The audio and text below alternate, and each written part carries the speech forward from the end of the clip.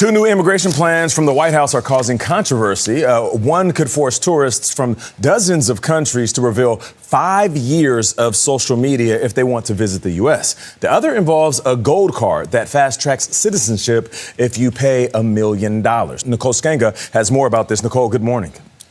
Good morning, Nate. Yeah, the administration says its goal is stronger national security and screening for travelers entering the United States. And the proposed plan asks visitors to submit additional personal information like social media and email accounts and family history to the Department of Homeland Security before being approved to travel here.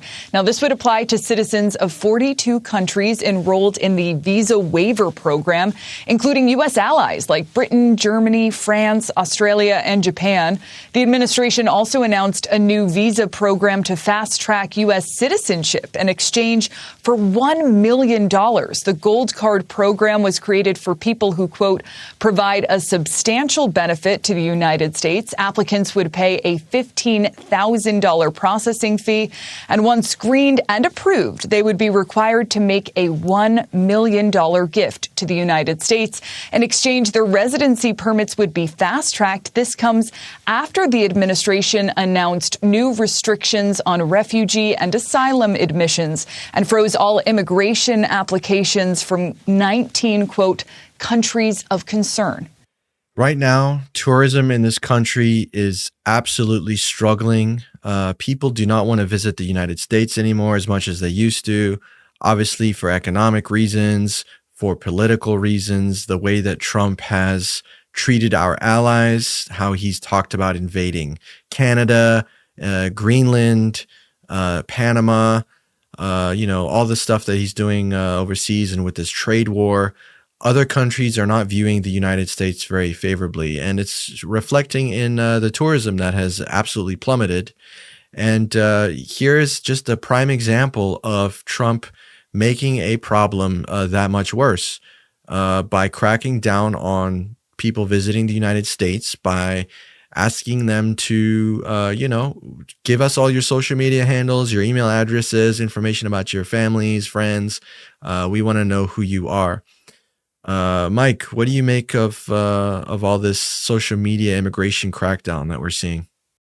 I don't think it's any good, obviously. This just feels very tyrannical to sort of have this deep reach into people's social media just to find opinions of dissent. Granted, you could argue that on some level they're doing it for national security, but I'm no expert, but I can't imagine if you were involved with like a terrorist organization like ISIS or something like that, that you'd be posting about it on social media. So I don't really understand what the real argument to be made here is. It just feels like something that's xenophobic, and it's designed to deter a lot of people from wanting to come here and to try to keep America as, for lack of a better word, purified as can be.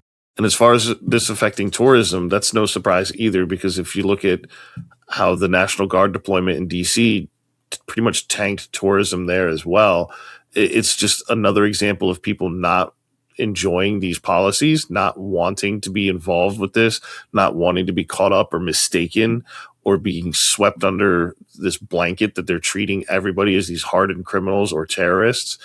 And so when you have people abroad, no wonder they don't want to come here. I've had a couple of friends of mine who've already reached out to me and told me like, hey, I wasn't really sure if I'd be coming to the US already, but based on this, like, I never want to go. Yeah, and the news report also mentioned the Trump Gold Card, which is another aspect of this, which was obviously announced a bit earlier. But it's a great point for them to bring that up, because that directly contradicts the whole national security angle of, we're doing this to bolster our national security, but if you happen to be wealthy or a millionaire, we will fast track you straight into the US, and not only just to visit, but we'll make you a citizen for the low price of $1 million, which also, if you are a company sponsored, they can pay up to $2 million to send, their employees here. It's just, what a contradiction. Like, Everything that this administration is doing is in the name of national security. We're deploying the National Guard for national security. We're clamping down on immigration for national security. We're pardoning the ex-leader of Honduras, former drug trafficker for how do you even justify that one? You can't. But and then again with this Trump gold card thing, like how is that in the name of national security if it's a fast track program?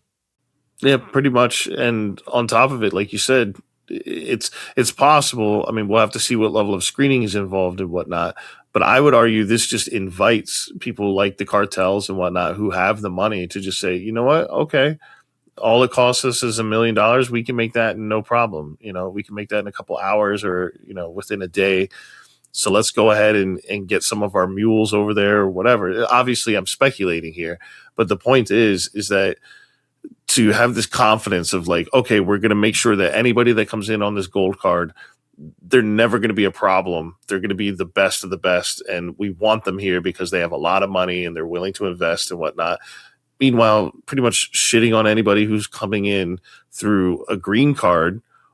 The green cards are still like for upstanding people who want to work here and make a difference. But to pretty much continually raise the bar for them. But if you have money, we're going to lower the bar or even remove the bar. It just sends completely different signals here.